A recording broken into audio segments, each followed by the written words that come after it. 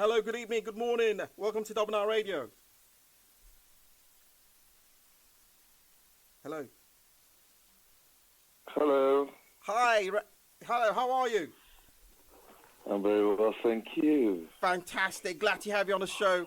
But before I even actually ask you to introduce yourself, I must say, since I confirmed that you're coming on the show, the excitement has been almost unstoppable. I've been so excited, elated. I couldn't contain myself. I mean, today, I didn't even get enough sleep. I don't know why. I kept thinking, I'm having this great actor coming on the show. But my listeners be wondering, why is Double9 so excited again today? Who does he have on the show? Can you please tell us who we have on the show today? My name is Ramsey Noah. Wow. Ladies and gentlemen, that's Ramsey Noah, the one and only, the great actor, the one that has done many roles in the past and still relevant in today's Nollywood films. I said Hollywood. Maybe you're going to Hollywood soon. Who knows? But welcome to the show. Welcome to the show, Ramsey. Thank you. Welcome to the show. Double9. Thank you. Thank you for having me. No, thank you for coming up. And I know, I really appreciate you for actually taking time out to come on the show because I know you're always working, you're always busy. And I do appreciate you, taking time out. So we'll just get right into it. I'm sure there's not a lot of people who doesn't know the answer to this question. But for the benefit of those living in a cave for the past 20 years, can you just tell us who's Ramsey Noah? Ramsey Noah he's a Nollywood actor who's just the regular kind of figure. Not much ado to him. He's just easygoing fella, and I take my profession very seriously too. Yes. Yes, you do take it very seriously, and I do know that a very hardworking individual, who's been doing a lot of things. But I mean, ladies and gentlemen, he was very modest in actually describing himself there. This is a great man who takes his work very seriously, as he mentioned, and always striving to help and always supporting, individuals within the industry and beyond as well. And also doing his work is bit for the, less privileged as well. Thank you for coming again on the show, Ramsey. Thank you. Thank you so much, man. You're most welcome. So what inspires you, Ramsey? What inspires you to do what you do?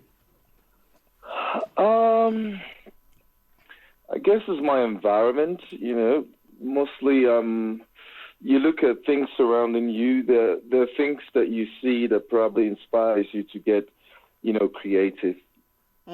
You look at the scenario of where you are, either it's nature, either you want to talk about nature, either you want to talk about politics, you want to talk about your environment, the ills of the society, the growth of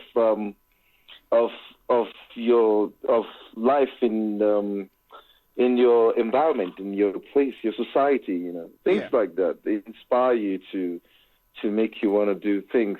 In my profession, that is, they inspire me to either want to talk about them, address them with my medium. Yeah. Fantastic.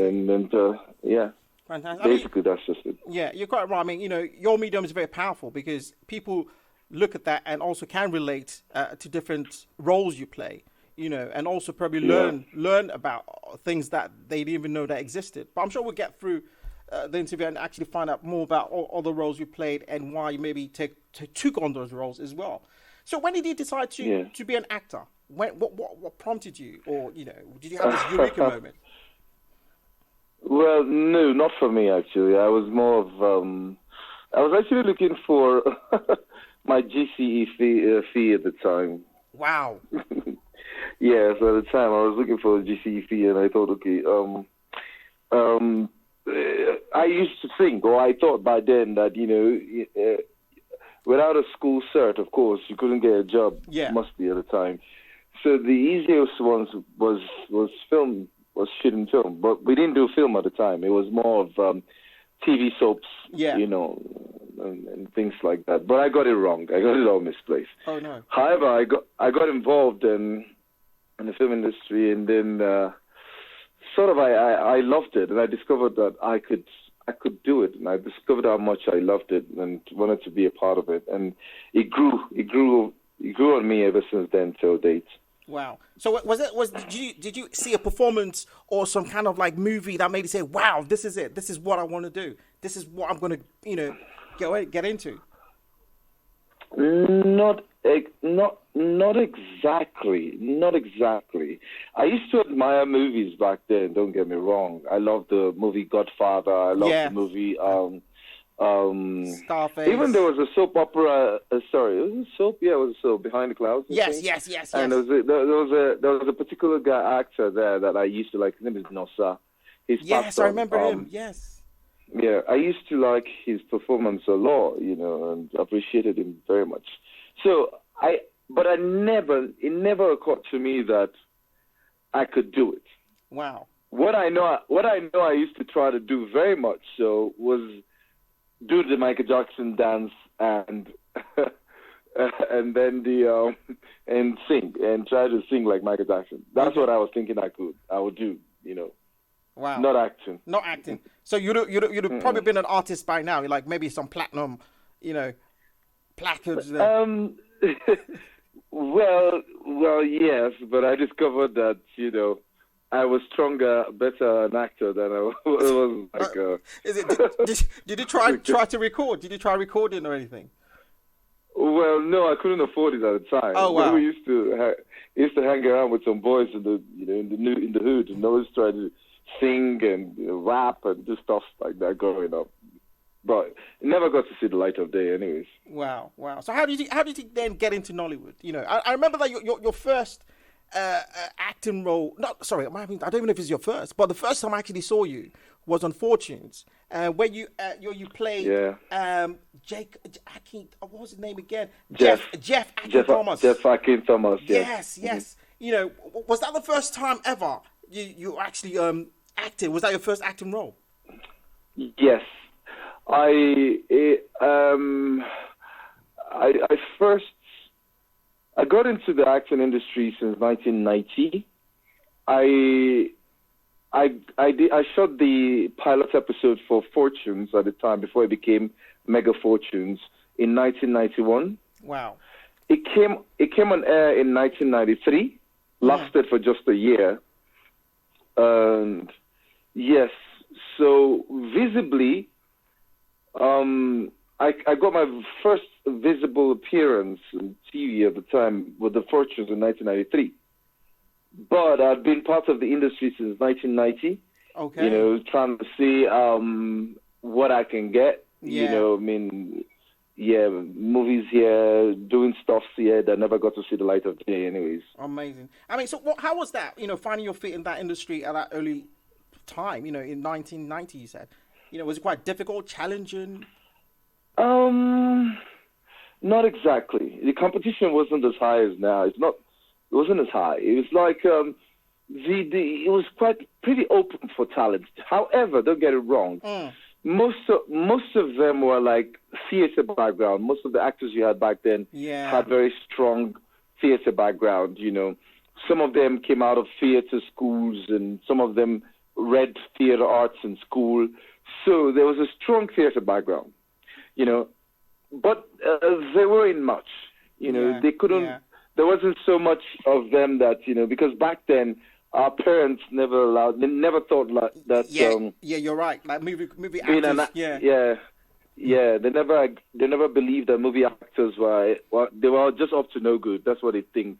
That's what they used to think back then. So any child or any kid who says, "Oh, I'm going to be an actor," your parents would probably want to like smack the life out of you if you try, even if you said so. Exactly. Yeah. But so it wasn't quite difficult. The competition wasn't high. People weren't going into it. So when I got in, it was easy. I recall very vividly Mr. Ralph Wandike, who happened to be the co-producer of Fortunes at the time and the writer. When I did my audition for a character, Jeff Akin, it was instantly. It was just it was instant. It was instantaneous, and I got it. Yes, this is him. This is what I've been looking for. Yeah, this is what I've been looking for. Yeah, there wasn't anything. I just read the line, and then that's it. Wow, amazing. I mean, they do say stars are born, not made. Typical Yeah, example. well, I don't know. It's pretty hard. Stars are born, not made. You know that I just the humble the humble Ramsey just saying that there. You know, it's pretty hard. But yes, we know. You know the big star. Sorry. I've come to realize. I've just come to realize that life has dynamics and it changes. It changes, alters things. So sometimes you believe, okay, this is what's obtainable right now. In the nearest future, it just might not be what's going to be obtainable after all. You're right. Yeah, so I don't like to go by principles or laid out principles. Sometimes you go by that and you find yourself like in the middle of the ocean, lost absolutely. So. Wow. So when you go onto Fortunes, you've never had, you had some prior acting experiences because you've been trying to, get into a role from 1990, correct? Yeah. Okay. True. So when you first got into that, was that like an amazing moment for you? Was it like, wow, this is it? This is what I've always wanted? Or did you feel that, you wanted to do more beyond that? In the beginning, no. In the beginning, I had no idea. I'm not a gifted person with good foresight or hindsight of anything. I'm not. Yeah, I'm just. I didn't know the direction. I didn't know what it was going. I didn't know if it was going to pay my bills or it was going to be like a lifetime profession. No, it was just a bit supportive at the time, and there was nothing else I could do. So basically, it came out, it worked for me. But I liked it, and when I got involved, I didn't realize, first time in front of the camera, I didn't realize what it took to be in front of the camera, you're going to be having different shots. You're going to have to take this shot, and then you have to repeat yourself over and over again. Wow! Now repeat the line. Take it several times. For different shots for the camera. I never knew it. So I was kind of like, the first time in front of the camera, I was like, wait a minute, why do I have to do it over and over again? And then so it became a learning curve for me, and I understood how it's done. And so basically, you could say most of the experience I got at the time were practical experience on set. Yeah. Nothing that I studied, nothing that I learned. Wow. No. It was just natural. It was just, Ramsey bringing out the talent. As I said, stars are born, not made. Yeah, raw talent. Yeah, you can say that. Okay, so I mean, you've done loads of movies. You've done great movies out there. I mean, there's one we're going to talk about that. And I know there's another one coming out as well. We're going to talk about that as well. But I want to know what movie role has been. Would you say has been the most challenging, and why? I usually always say my challenging role is yet to come. Oh, wow. But I can still refer to some that I find quite challenging. Dangerous Twins was a very challenging role. Yes. I think maybe because it was the first of its kind, too. It was a learning curve for me, working with Tadeo Gidan, Yeah. And at the time, 2004, we didn't have very good special effects to create a twin character, in the movie, in the same screen. Yeah. But Tade pulled it, and Tade was, Tadeo Gidan was like one of the brilliant directors we have. And playing those two characters was in a scene, oh my God, that was quite overwhelming for me. I can imagine. Yeah, sometimes just to play a scene took us like 2-3 days sometimes to shoot just one scene at a time, It was quite tasking, But then I was able to pull it through. So hence it was quite one of my very good tasking characters that I played. Yeah. The second one would be Figurine by Kunle Afolayan. Yes, that was a great movie as well.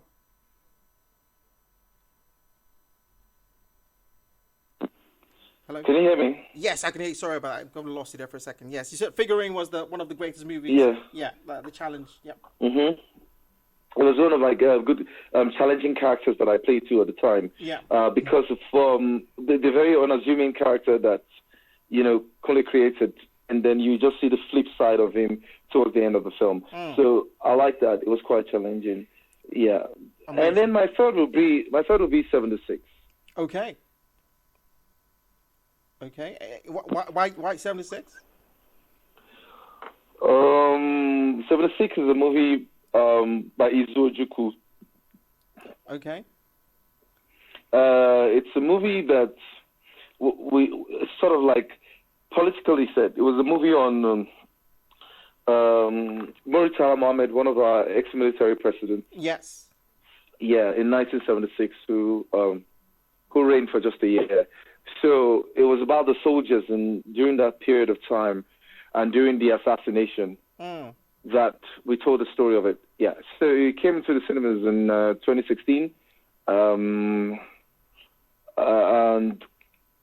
it was quite a challenging role for me because I had to get into the the soldier, the military state of mind. Yes. So I was drilled in the barracks, Mokola barracks in Ibadan. Wow. Yeah, by a real sergeant and by real soldiers, and we were there for a couple of months. Months. And yeah. Amazing. Yes.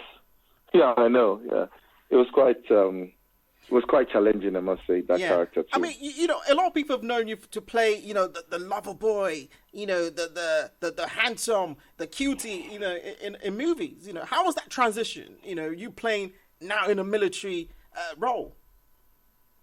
Well, the military role wasn't like fire for fire, like action packed. It was more of a drama. It was also he had his close friend and confidant was the guy planning the coup, and he didn't want to be part of the coup. He just got married, and he wanted to keep his marriage, and things just went sour. So it had a bit of love touch to it too. Oh wow! So I mean, do you miss playing that lover boy type of roles in do you miss that? No, not exactly. I mean, I've had my fair share of it, to be honest. And playing other challenging roles right now is more important to me. Roles that are very demanding. Well, not just in the lovey-dovey surface. Maybe something stronger and deeper. Yeah. Stronger and deeper. Okay. Yeah. Please, Karen. Sorry. Go on. Yeah, I was going to say that takes us to that next, the living in bondage. Firstly, I would say that's one of the best films coming out of Nollywood or Nigerian movie that I've ever seen. I think that was just a genius. It's amazing. But I want to know. Thank you. I want to know because I know Living in Bondage. It's a remake. Should we say it's a remake or an extension?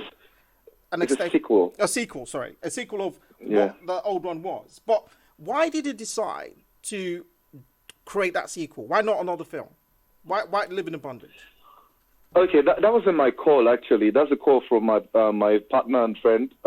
His name is Charles Opaleke. He was the one that initiated the idea and said, we're hanging out at one of his lounge, and he said, Ramsey, if we shot this movie, Living in Bondage, if we do it, it's going to be a great one, just a nostalgic kind of story, bring it back, and if it's well done, people will love it. And I was like, come and think of it. Nobody has actually done that. Yeah. And at that point in time, you could tell Nollywood, most of the stories have been saturated. We're just remaking stories, repeating some kind of stories. So the industry wasn't vibrant at the time. So when I thought about it, I thought, wow, that would be a different curve. It would take a different curve, and if it turns out well, it wouldn't be a bad idea. And I thought, that's a good idea. Let's do it. And he's this kind of crazy guy who likes to take the bull by the horn. He didn't care, and he put everything he had in it just to make it and get it for us to get it right and do it properly. So hence we achieved it. And we had some shortcomings. We had lots of challenges on the way, trying to get as close as we could to what we have, But even at that, we pulled it through one way or the other. Amazing. We have our first caller on the line. Your fans are always. Sure. We've got questions coming in as well, but we have a first caller. Good evening, good morning. It's Double9radio. What's your name? Where are you calling from? Good evening. My name is British Mendoza from Northampton. Hello. Hello, Mendoza. How are you? You have live the great Ramsey Noah. Listening to you live. Do you have a question or a comment? Hello, hi. First of all, I'm a big fan, and I have lots of questions, but I have to concentrate them in one. Hello, Ramsey Noah. Big fan. Hi, how you doing? How are you doing? Since, Thank you. The Blood Brothers you did, and that thing has been ingrained in my head since then. You're well known to be like a fine boy or handsome boy in movies that always get the ladies. So I was just wondering, did you find that your looks or appearance helped you get roles back then or now? And what is the difference between now and then in terms of auditions and storytelling? In your opinion, has it grown, or is it still as stale as, like, movies used to be repetitions of storylines back then? So, like, do you think it's grown from then till now? And Okay. I love you in Living in Bondage. I love that you guys are touching on old classic stories. I love it. So, yeah, that's my Thank you. Okay. All right. Double9, could you help me with that? Because it was a bit, the sound was kind of like hollow. Oh. So I wasn't picking the question up properly. But then could you rephrase, or could you try and explain the question to me again? So she's asking, She was asking. she asked that, you've been playing great roles in the past, and you look amazing, as the ladies think, as well. But she wants to know that, has your looks helped you in getting some roles? And also, how far has the industry changed, in comparison from, back in the 80s to 90s till now? If I got that right, Mendoza. That's a fantastic question. That's a fantastic one. Yeah, it's kind of like a full question that probably just asked the question about the industry back then and now. Yes, you could say my looks helped, in getting roles. Of course, I wouldn't throw that out the window, because that's very true. But I also noticed one thing very important, that he also came with what I call a resilience performance by my character. The characters that I try to play, I try to see it and play it as vividly close to reality as possible. And that helped my career a lot. A lot of people could see in my performance that it was real and that they could connect with it, with my acting. And I think that helped me, that aided me strongly. But as regards the industry before and now, so we started a trend of filmmaking at the time. What sold us the most was our stories that could connect and relate to people very easily. We're talking about basic family issues, lovers issues, hatred, brother killing brothers, and things like that. And a lot of people could relate with that around the world.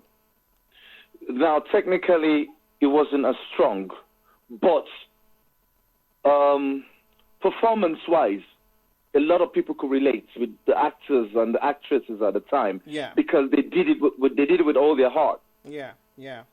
So you could see very strongly. You could see you could see realness in their delivery as actors. So over the years, then came the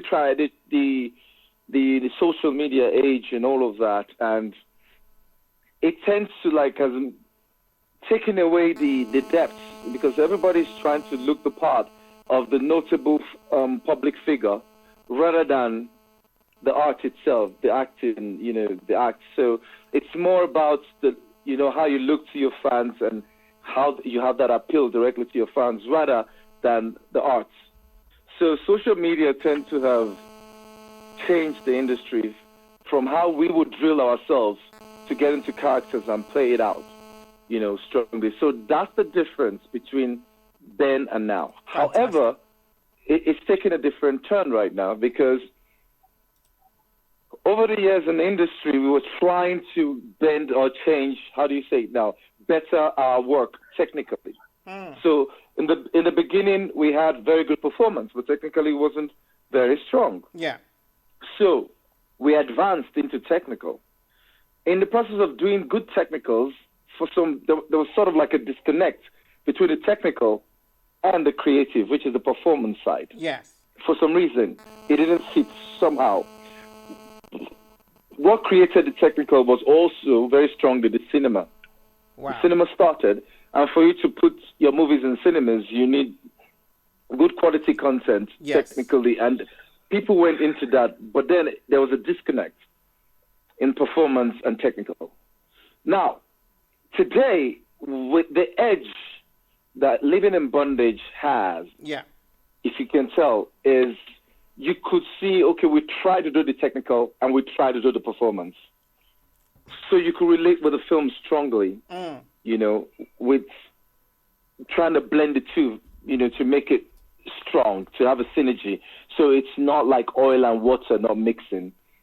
Yeah. I mean, you know. So that's what we're doing. I mean, that's amazing. I love the way you've broken it down. I love the way you've answered the question because I have been educated as well. You know, the way you've actually, you know, related the change from where it was and to where it is now, and which is a product of Living in Bondage, because all those things you just explained were applied to the movie. You know, I mean, I actually watched it twice because I couldn't believe that this was a Nigerian movie. I couldn't believe that was a Nigerian production. You know, and I'm so eager to see more from it. But I want to know, you know, what challenges did you encounter? My gosh, you know, your fans are not going to let us have this. We have another call again. Good evening, good morning, good afternoon. It's Double9radio. What's your name? Where are you calling from? Yeah, hello. Hello. Good evening. Good evening. What's your name? Where are you calling from? Hi, my name is Ify from London, UK. Hello, Ify. Good evening, Mr. Ramsey Noah. I'm so excited to talk to you. Good evening, Ace. Good evening. Okay, do you have a question or a comment, Ify? Yes, I have a question. Okay. I've got two questions, if you permit me. Okay. I mean, first of all, I'd just like to say that I've been following him since I was like, 16, you know, and basically, I just want to ask if he's got any plans, Mr. Ramsey, please, have you got any plans to shoot any film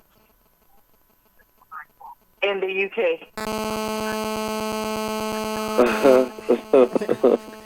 Okay. Yeah, because we're waiting legally. I'm a singer, songwriter, whatever, and an actress, so I'd just love to work with you. So I just want to know if you're coming to the UK soon. I'm honestly, I as we speak, no, I have no plans. No. Unfortunately, I'm sorry, but you never know what You never know. tomorrow might bring. Exactly. You know, you just Along with never the know. COVID and You know. everything. Yeah. Okay, so my second question is this: when is Merry Men 3 coming out? I've been so hooked on it.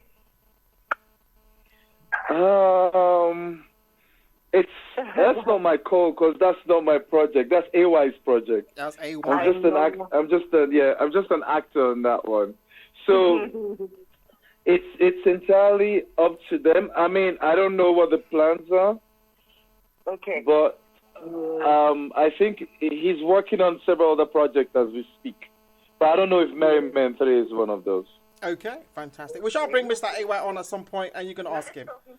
Thank you so much Cool. for taking my call. Thank you very much for calling. Yeah. Wow. Have a good evening. Cheers. Yes. Bye. Amazing. You know, I told you, you know, you got loads of fans in the UK. I'm sure they'll. You put out a casting for a movie in the UK. I'm sure you'd be overwhelmed. You know, that's just an idea. For that as That'll be well. awesome. You know, so I mean, the project, Living in Bondage. Now you got the rights. You've decided, okay, you want to go and create this movie. So what challenges did you encounter? You know, trying to bring this lovely movie to life. Okay. We initially because like I told you, my partner Charles Okbaleke, He's this kind of guy who likes to take the bull by the horn. Yeah. So immediately we were talking. He said he's ready to do it. And then I'm like, okay. And then I said, okay, fine. Let's reach out to the producer. And I spoke to the producer. I made a connection, myself and him. We went to see him. Yeah. We flew to go see him like the next day, right? Immediately the next day, we had an understanding, an agreement. And we agreed, we got the rights. Yeah. And then we had, Charles got a writer, Nicole. Okay. And Nicole was like, we could write, but we wrote. And then at the time, I complained about it, that the story would not resonate strongly with the new demography of those who go to the cinemas to watch the movie. Of course. So we had trying to like make sure that there's a balance between the original as a sequel, between the original and the new story. You know, trying to find a balance was quite difficult. Very. And that took us a while. Yeah. That took us like a year or so to put together. And then finally, we started filming in 2018, November into December 2018. Yeah. We had a break shoot because we couldn't finish. We picked up again in February, and then finally had the last shoot in May. Wow. Before we then went into post-production and then released November 2019. Amazing. That's really good. I mean, if anyone hasn't seen Living in Bondage, I don't know where you've been. You know, I don't know you don't know what you're missing. You need to actually watch it tonight. Stay on the interview, but you need to watch it tonight. But on that note, we're going to take a short break, and we shall be back to get more and great things about our great man, Ramsey Noah. Do stay locked on, stay locked in. It's your host, Double9, on Double9radio.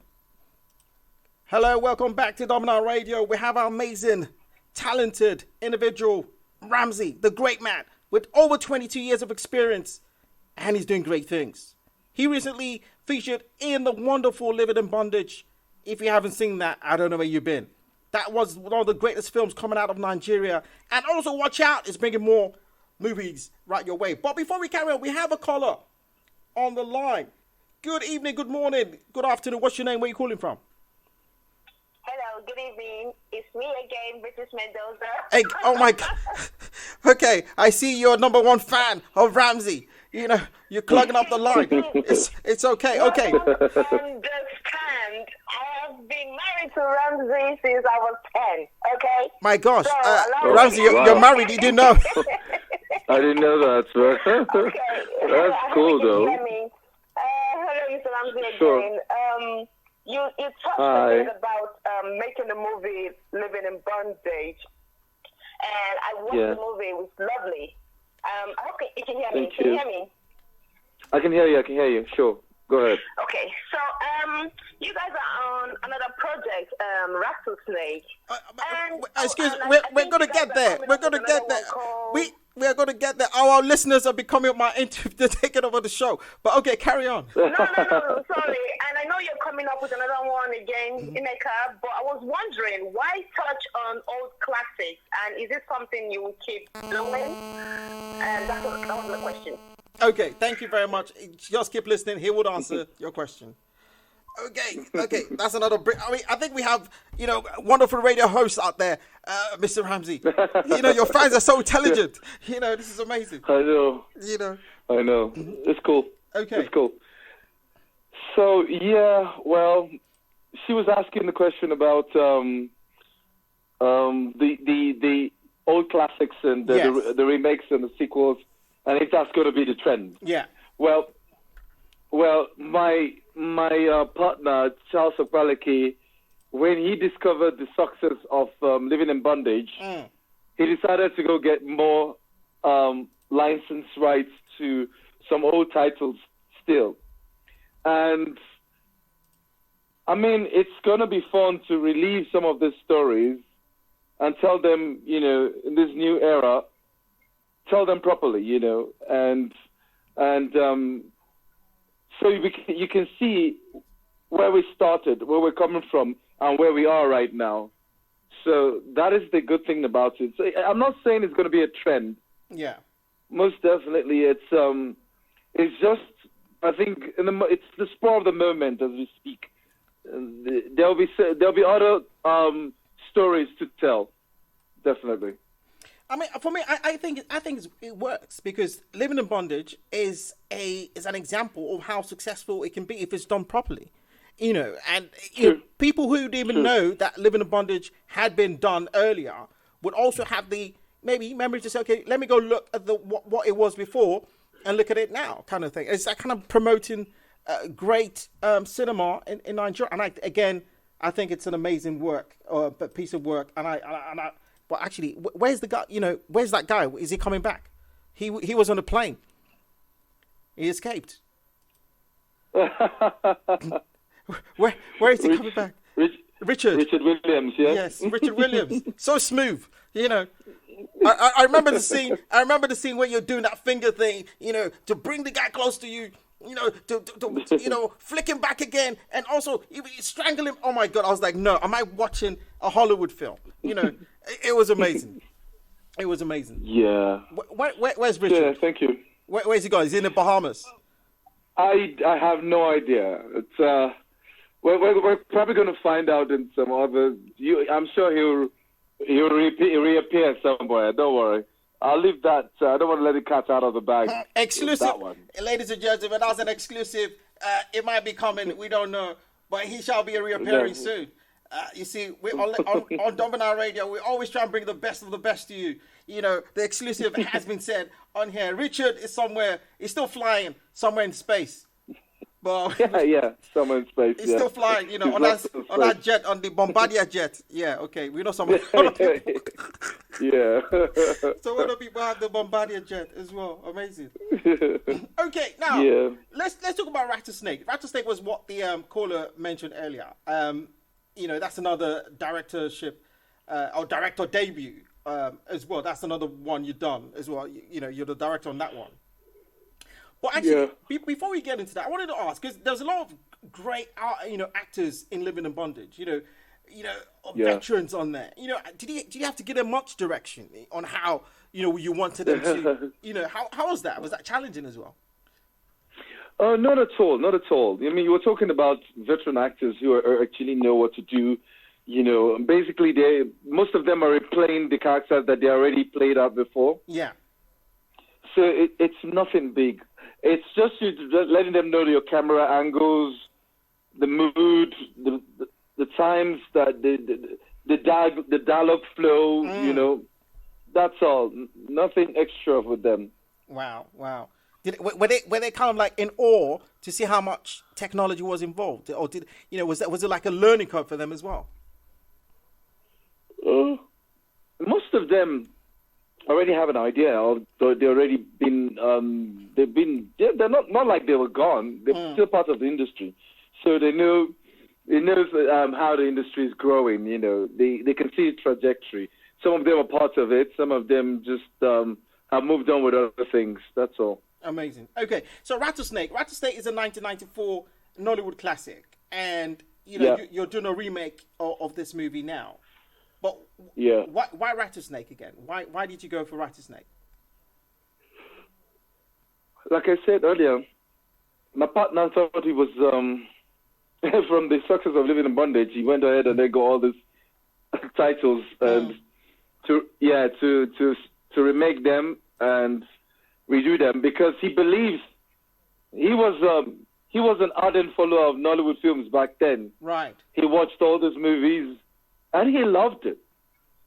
So he's thinking, but we can make this story, redo the story, and make it better. Like most of his movies, if you go check them on YouTube, the picture quality is really bad. Right.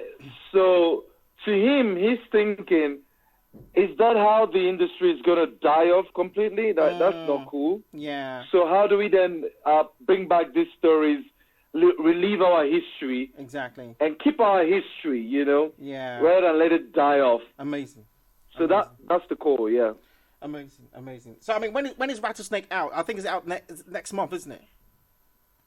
In cinemas. Yes, it's going to be out next month in the cinemas. Yes. Okay. Hopefully, we can get it on Netflix at some point as well, because I can't wait. Because I have a notification set up for all your movies now. Like Ramsey Noah's movie. Oh wow. I'm watching it straight and I'm promoting as much. I can't wait. I can't wait. Thank you. Okay. So Thank you, bro. You're most welcome. So you're a film director now. In addition to you being an actor. So what do you think? What do you think is the most important quality of a film director? The important quality for me, I think, very importantly, is self-improvement. Attention to details. Okay. A positive attitude. Positive attitude to everything, and always try to adapt and grow. Always try to adapt and grow, because you need to. How filmmaking is. It's creative. You have to always think outside the box. Try to see things in different lights and perspective, and you need to adapt to growth, changes, and then adapt to it, and then make the best of it. Amazing. Those are qualities of a director, To me, that's what I think is very important. Amazing. So, I mean, what director would you say inspires you and also probably influence your work? Influence you and your work? Well, there are a couple of them, but I like to go with the radical ones more. Like, okay, I like to go with Guy Ritchie. Oh, Guy Ritchie he's a British director. Yes. Yeah. He goes all Guy in. Ritchie, yeah, and then Quentin Tarantino. Oh my gosh, he's like what you call like an outlaw filmmaker. Yes, cutting edge. Like an outlaw filmmaker. Go for it. Go home or go broke, basically. Yeah. So he's like that, and most of their works, I'm a fan of, like the Reservoir Dog or Pulp Fiction. I love those work of Quentin Tarantino. So I look at them and I look at his style. I look at he's got style, he's got swag, he's got everything going on for him in his storytelling. Likewise, Guy Ritchie. Yeah. Guy Ritchie is like, Guy Ritchie is this kind of guy that does gritty movies. Yeah. It's kind of like gritty, but then it packs genre of so many things. So, like Snatch, like Lock, Stock, and Two Smoking Barrels. Yes. All of them, you can see the grit in it, but you can still see a bit of comedy, a bit of You're right. a bit of life, a bit of reality to it, and all of that. So I like that. I love that. I think, to me, it's more realistic. Okay, it's a blend of, for me, it's a blend of creativity, reality, your creative world, you merge it with reality, and then you tell your story. Exactly. I mean, Sherlock Holmes is just what you just described. Because Sherlock Holmes, he kind of like went back in the day and kind of brought some modern twist to it, and was able to tell a story as well, which is quite amazing. So so we should be watching out for some great movies coming out from you then. I mean, your projects that are coming. This is what you said. Now the bar's been raised. We are looking at Rattlesnake, ladies and gentlemen. Yeah. Let me tell you something. Put the dates down. Once that film comes out on Netflix, make sure you're watching it. I'm already putting it down. I'm going to watch Living in Bondage again tonight with my popcorn and maybe, I don't know, should I use popcorn or a glass of cognac? I don't know. I'll decide later. But I'm going to be watching, Living in Bondage again tonight. You guys, make sure you watch on Netflix. It's available on there. Okay, so we have old Nollywood and we have new Nollywood. What is your perception on that? And what would be your description, with those terms? What's old Nollywood? What's new Nollywood? I don't want to think that. I don't want to accept that there is old and that there is new. Fantastic. It's the same. It's the same. For me, it's just it's the new era of when technical try to better off the technical side of filmmaking. Yeah. Compared to how Nollywood started. Mm. And it's almost like people are beginning to say, oh, this is the new Nollywood because of the looks, Mm. To me, it's the same. I see. It's the same. So it's just the evolved. It's the same. Is it just a what? Evolved. It just evolved into, it's the same thing, but just... Yeah. Of course, it's the same. Yeah. Because it's all the same practitioners. Mm. It's all the same actors, directors, producers. They're just giving birth to new actors but it's all the same. Amazing. Okay, I like that. I would say we've had CJ Obasi on here on the show as well at some point, and I asked him the same question, and he actually gave us very similar answer to what you gave, because it's there's no new Nollywood, there's no old Nollywood. It's just like an improvement and an evolution occurred within the organization, and adopting more of the technology to bring out storytelling in a better way, basically. Yeah. Yeah.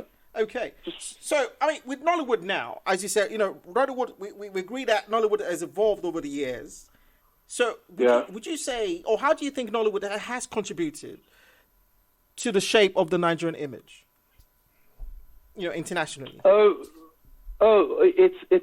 It's done very well. It's taken Nigeria to the world. Mm. Nollywood took Nigeria to the world. Nollywood made Nigeria very popular. Before Nollywood, it was basically football. Yeah. The Eaglets, Golden Eagles. And after that, when sports went down, Nollywood came up. Mm-hmm. They saw Nollywood. They could relate with Nollywood. They knew how we speak. They knew our language. They knew our mannerisms and our way of life. Yeah, they did. And then the icing on the cake now became the music. The music industry now exactly. The music as well. Yeah. So when you talk about entertainment in Nigeria, I think that's the forefront of what pushed Nigeria. I mean, that's what pushed Nigeria to the forefront of acknowledgement to the world. At least these are these people. This is who they are. Exactly. I mean, I saw a picture of you with Janet Jackson online. I was like, wow. That is Ramsey. Ramsey, oh my gosh. And she was so, she got this huge smile on her face. I was trying to, I think that happened sometime in late 2000s. Okay. I went to watch Fela on Broadway in New York. Okay. And she was there to watch it too, and that's how we met. Oh wow. And it was pretty nice. It was great to have met with her, because I used to love her too when I was young.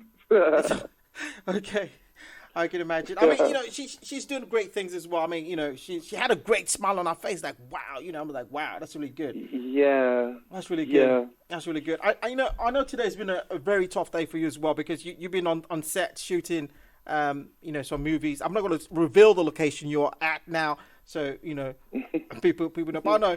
But so you did something recently as well, which I really commend you as well, which is partaking in the protest for the advocacy of change, against police brutality, and and SARS. And I did as well, because I've been to various protests. I mean, I went there to also take pictures and show on our social platform as well. But what are your thoughts regarding this protest all around the world? What do you think should happen? I think it's about time that the government realized that the people are becoming aware. Not just the people, but the youths, as a matter of fact. They're well informed. Yeah. They can see the writing on the wall. Yeah. And then, it was about time that it let it be known. And I think making that move was very important. Yes, it was. So that the government can sit up and address the crowd as they ought to. Yes. One of the major problems that I discovered that the government don't do is they don't take out time to explain or share their various works or their various dealings or whatever it is they're doing with the people. Yeah. It's almost like the people are irrelevant, or they don't need to know. Whatever project you're working on, whatever it is you're doing, you ought to tell the people constantly. Exactly. Transparency. Very important. Yeah, transparency. Let them know that, okay, this is what we're planning, this is what we're doing, this is what our achievements, and you keep them in know, like constantly in the know. You need to keep them in the know. It's very important, because it's so glaring to the public, to the people, that you're not giving them their fundamental basic rights. Yes. And their basic needs. Yes, exactly. Lots of people there's a lot of poverty in Nigeria. With all the wealth. No, that's not right. That's not fair. It is not fair. It's not fair. So I think it was a great move, just to let the people in government realize that, these people have become aware. They know. Yeah, they're woken up. Yeah. It's not business as usual. Okay. No, it's not. We have another caller on the line. Good evening, good morning, good afternoon. It's Double9radio. What's your name? Where are you calling from? Good evening. Oh, it's Queen Mercelina calling from London. Hello, Queen Mercelina. Thank you for calling. Do you have a question or a comment for our fantastic guest today, Ramsey? I do. Ramsey, good evening. In your opinion, what would you say is missing from the Nigerian film industry? And what genre would you venture in the future, now that you're a director? Okay. Did you get the questions, Ramsey? I heard the genre. Okay. She said something about the genre. What was the second question? What genre? Mercy? The first question was, what do you think is missing from the Nigerian film industry at the moment? Okay, what's missing? And what kind of genre do you see yourself going into in the future? Okay, the genre I see myself going into in the future. Yes. What I think is missing in the film industry right now, what I can see is the connection of the actors with the performance, like their performance with the deep performance, the real performance is what I think is missing. Okay. And the film being able to capture that. Yeah, okay. So, it's very important that, we start telling stories where the analysis of character is imperative, that it connects with the viewers. Very important. So that they can have a feel of it. Because the best thing is when you watch a movie, there are two things. It's either you're entertained by all the visual effects and all the razzmatazz, which is the action-driven movies. Yeah. And we can't do action-driven movies because action-driven movies are quite capital-intensive. Yeah. So we haven't gotten to that. So we do drama. But then how do the drama connect to the people? How do the people enjoy it? That means you have to make sure that the performance is quite deep enough to reach. So when people are watching, they feel it. They feel every emotion and every scene being played out. So to me, it's about that's what I think is missing in Nigerian films right now. The performance needs to be heightened, needs to increase. For the kind of genre of movie that I want to go into, I'm more of a Guy Ritchie fan. I like greets. I like, greet to reality and a bit of comedy here and there, things that just entertain you, in every way. So you have emotions, you have greets, so I like to mix my genre rather than, but let me just say, okay, spaghetti bolognese, and then that's it. No, amazing. I like to have comedy, a tiny bit of thriller, horror, drama, just add them all. So I wouldn't say my genre is limited to just one. I like to have a cocktail of it in my style of filming in the future. Amazing. Queen, thank you for the call, Queen. I hope you answered all your questions. Thank you, Queen. Okay, I mean, I tell you, your fans are super intelligent. You know, they ask amazing, mind-provoking questions. You know, I'm even worried like they're going to take over. You know, by being a host on this show as president. Okay, so tell us. You know, I want to share a fun fact about Ramsey that maybe no one knows.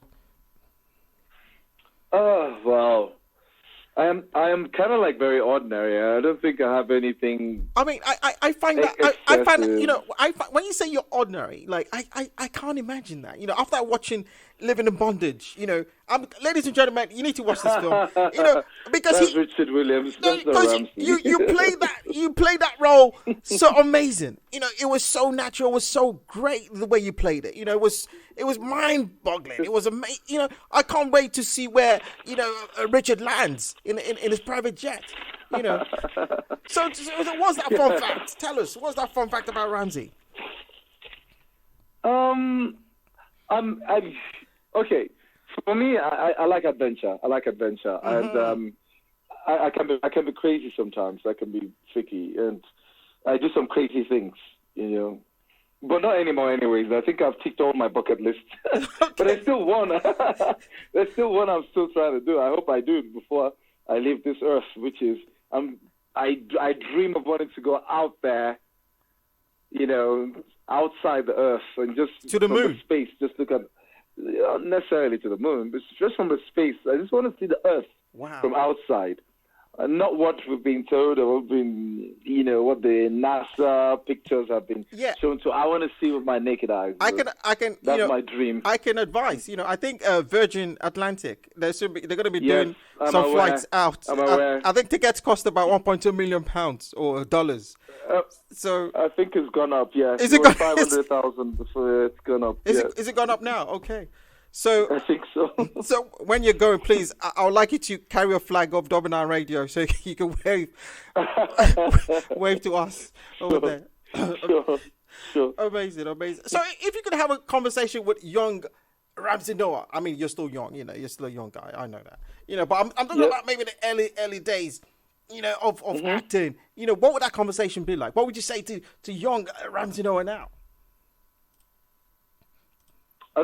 Sorry, run that by me again. You know, what would you say to your younger version of yourself? Oh,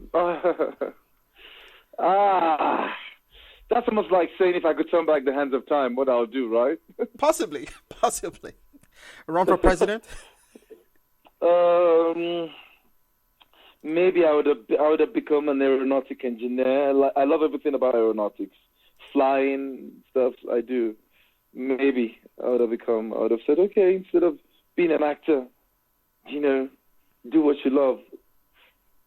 Wow. Aeronautics. Okay. So the actors and actresses out there, the young aspiring actors and actresses, what would be your advice to them? Oh, wow. My advice basically is to keep it real as best as you can. Besides keeping it real, of course, you need to take the profession to heart. It's not just the surface value. For you to get the best as an actor, for you to win Oscars, you need to know, you have to see all those guys that are taking Oscars. You see the drill of what it takes them to actually bring out the characters that they do. It's quite deep. Yeah. If you dream it, I think you should leave it too. Not just dream it, but leave it. So I would advise that they should just keep it real and be real to the work, to the job, the profession, and take it deeply. Amazing. That's words of wisdom there for Ramsey Noah, who has over 22 years experience in the movie industry and still waxing strong as well, coming out with great projects that are mind-blowing as well. Another one coming out in November, and it possibly should be on Netflix as well. But watch it out. Watch out for it. Write it down. It's Rattlesnake. But you can follow him on Instagram as well to get updates as he goes along. Maybe you can get the notification of that new film is out, because I can't wait. You know, as I said, I'm watching Living in Bondage again tonight. Ramsey, I want to say thank you very much for coming on the show today. It's been amazing. It's been so amazing. I can say this is one of the best interviews I've had of a fantastic interview coming yourself. You know, and I wish you the best of everything in the future. And I'm looking forward to seeing great things coming out of your workshop, because you said it now, Guy Ritchie, and those are the kind of levels we're looking at. So we're waiting. We're waiting. Yeah. I hope I get there soon. No, I know you're. Hey, Ramsey, you're already there. You're already there. Living in Bondage. Thank you. Living in Bondage for me. It's not 22 years. Actually, 30 years. Is it 30? Oh my gosh. Yeah, 1990, not 98. You see, Ramsey there. I was just trying to play cool there to say that, you know, he's still a very young man, but he's still a very young man. It doesn't matter. 30 years. He probably he started when he was 10 years old. No, he started when he was 5 years old. 5 years old. So he's about, you know, still in his early 30s now. He's still young there, so it doesn't matter. Right. It doesn't matter. But nice. Thank you. Thank you, Ramsey. You know, any last words for our listeners before you say hurrah and bye bye? Well, all I can say right now is thank you guys for tuning in. Thank you guys for being part of this. Double9, thank you for having me. It's a great honor. Thank you for celebrating my works and everything. To all my listeners out there, the listeners out there on your radio station, I wish them well, and they should keep watching the movies. Yes. You know, keep watching the movies and giving us the thumb ups, and then the words, the pat on the back, and job well done, pat on the back. That's all we ask of them. That's all. Thank you, guys. Fantastic. It's a great pleasure being here. It's been amazing. It's been great, Ramsey. I want to say thank you again for coming on the show, and I can't wait to see you in London in some time, because your fans are waiting. But again, wish you the best of luck, and we shall see you soon. Thank you, Double9. Thank you.